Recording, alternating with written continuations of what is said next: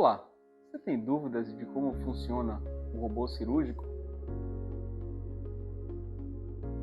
Eu sou Frederico Mascarenhas e nesse canal do YouTube nós vamos tratar da saúde masculina e da saúde urológica.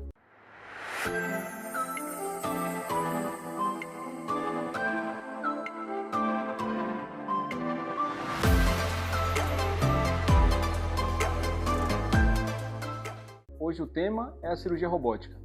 Bom, muitas dúvidas surgem quando a gente fala do robô cirúrgico. Algumas pessoas me perguntam, mas que robô opera só? Na verdade, esse robô é um robô escravo. Esse tema não fui eu que escrevi, não fui eu que disse que era assim, mas por que se chama robô escravo? Porque ele funciona num regime mestre-escravo. O robô só obedece os comandos do cirurgião. Ele depende do que o cirurgião manda ele fazer para que ele obedeça àqueles comandos e execute com maior perfeição. Como que funciona o robô? Basicamente, os robôs disponíveis hoje em dia, eles têm 3 componentes. Tem um componente que fica ao lado do paciente, que é onde se inserem as pinças que vão fazer as ações. Existe um componente onde o cirurgião fica sentado, que é o console, de onde ele vai fazer os comandos que vão ser executados pelo componente que está ao lado do paciente. E existe um componente que fica na sala de cirurgia, que é como se fosse o cérebro do robô, aquele que controla a imagem, controla a energia e controla os movimentos das pinças que estão ao lado do paciente. Então, de maneira geral, o que funciona é o cirurgião sabe a cirurgia que ele precisa fazer e ele utiliza o robô como um instrumento. Então, sentado no seu console, o cirurgião tem as manoplas, onde ele faz os movimentos relacionados à pinça, ele faz os movimentos relacionados à câmera, ele tem os pedais, onde ele consegue controlar a energia, onde ele consegue controlar a câmera, dando zoom e movimentando a imagem para um lado e para o outro, com mais profundidade e com menos profundidade. E ele tem a troca das pinças, porque o cirurgião tem apenas 2 mãos, mas ele trabalha com 3 pinças. Então ele consegue, em momentos diferentes, alternar o uso dessas pinças para melhorar a posição, para melhorar a manipulação dos tecidos dentro do abdômen do paciente. Então, fica muito claro que o cirurgião tem ferramentas suficientes para fazer melhor uma cirurgia que ele faria com as próprias mãos, utilizando o equipamento robótico.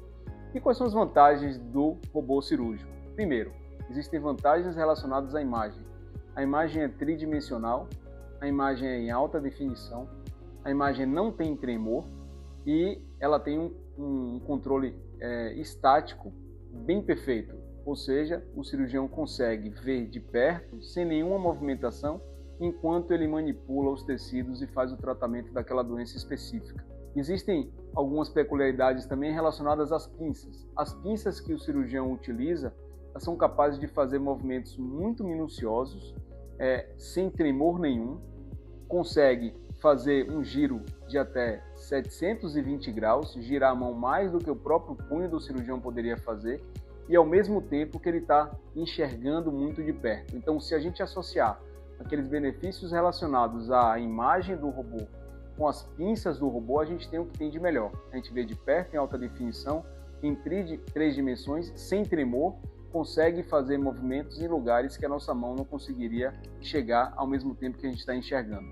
Com isso, o cirurgião que está habilitado para fazer aquela cirurgia consegue dissecar, remover a doença sem danificar outros órgãos que estão ali por perto, consegue fazer essa mesma cirurgia inserindo as pinças por pequenos orifícios de 8 milímetros e beneficiando o paciente sem danificar aqueles órgãos que seriam tão importantes para a sua fisiologia, como os nervos, que são responsáveis pela ereção, nos casos dos cânceres de próstata, que são removidos, em preservação do esfíncter urinário, que é responsável pela continência urinária, consegue fazer uma cirurgia removendo todo o tumor, sem deixar a margem comprometida e favorecendo a cura daquela doença.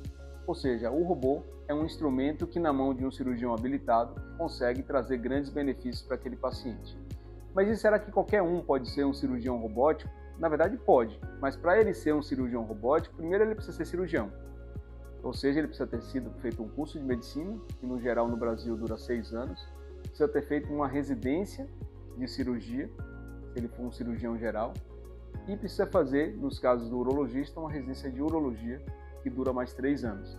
A partir daí, ele pode ser um cirurgião robótico urológico, fazer as mesmas cirurgias que ele fazia a céu aberto, das maneiras convencionais, utilizando o robô, que é o robô cirurgião. Bom, existem algumas etapas para que o cirurgião robótico consiga chegar nessa proficiência. Primeiro, existem algumas aulas, essas aulas são feitas online e são disponibilizadas pelo próprio fabricante do robô, para que você conheça o mecanismo, como é que o robô funciona, quais são as alavancas que você pode utilizar, quais são os mecanismos de segurança para evitar que o robô faça alguma ação espontânea e cause algum dano ao paciente. Tudo isso é controlado pelo robô, mas é ensinado nessas aulas online. A partir daí, a gente passa a fazer muitas horas de simulação. Existe um simulador em que mimetiza tudo aquilo que a gente poderia fazer com o robô de verdade, só que com um software, onde a gente faz movimentos com o robô, troca de pinça, movimenta a câmera, aproxima, gira, dá pontos em algumas estruturas, e a partir do momento que a gente consegue controlar o robô no simulador, a gente começa a frequentar o centro cirúrgico e assistir às cirurgias feitas pelo robô por alguns cirurgiões já habilitados. Então, vocês percebam que existem algumas etapas a serem percorridas, desde aprendizado em aulas teóricas, desde simulação em alguns equipamentos que ajudam a adquirir proficiência no comando do robô, e agora o cirurgião foi para o centro cirúrgico e conseguiu ver essa cirurgia de perto. A próxima etapa, ele começa a entrar no campo cirúrgico como um auxiliar.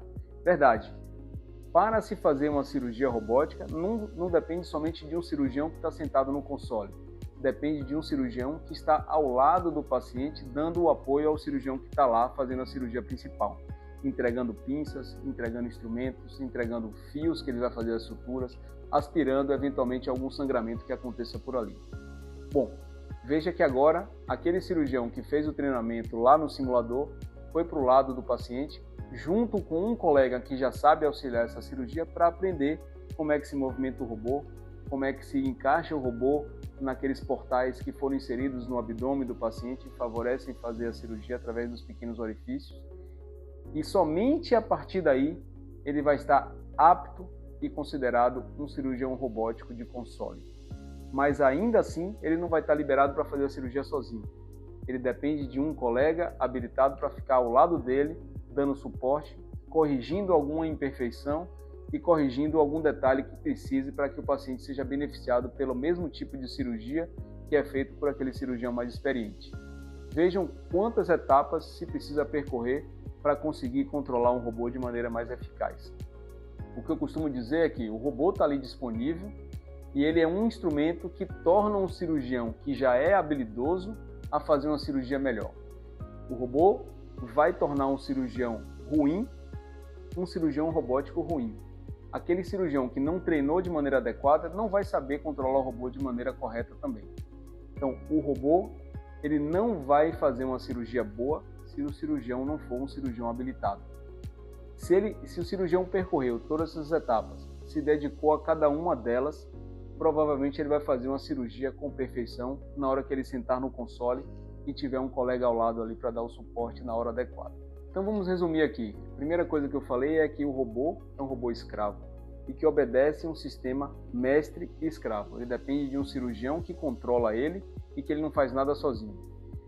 Esse robô tem alguns mecanismos de segurança. Só para você entender, se o cirurgião tirar a cabeça do console que ele está controlando, o robô interpreta, se ele tirou a cabeça daqui, ele não está enxergando nada, então eu vou travar as pinças.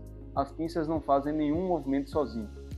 Se essa pinça travar, existem mecanismos em que o cirurgião que está ao lado do paciente consegue movimentar ela a partir do momento que ele aperta um botão e destrava essas pinças.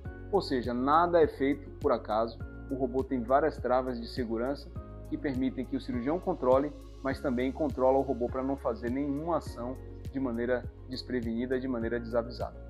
Então o que eu queria dizer é, procure saber quanto tempo seu cirurgião se dedicou para chegar no momento que ele está hoje, para que ele possa te proporcionar a melhor cirurgia possível utilizando um equipamento de altíssima tecnologia. Esse equipamento está disponível na maioria dos grandes hospitais do país atualmente.